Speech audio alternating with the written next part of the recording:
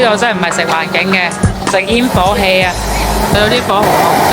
晚上8點半出攤，9點已經排滿人。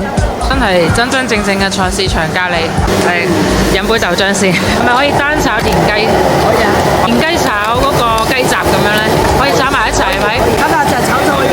淨係炒菜嘅就好，咁有田雞炒雞雜，老友炒咯，係咪？炒粉。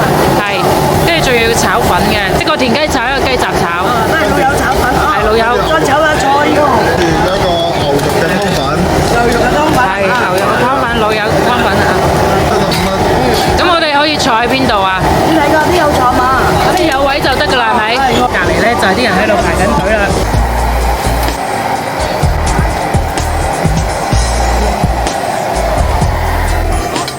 我哋嘅嚟啦，哇哦！光磊柳河地哈，牛肉是很嫩的，剪这个视频的時候不用餓了。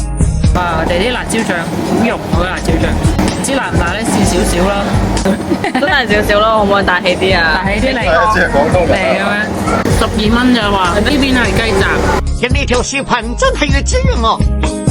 勁啊！呢個係啦，田雞粉腸雞雜，呢啖酸酸辣辣嘅湯咧，真係好好飲，好開胃。3個人，2個炒飯，1個湯飯，1份炒菜，感覺意猶未盡。這趟南寧嗦粉之旅，素食老友飯真的強烈推薦。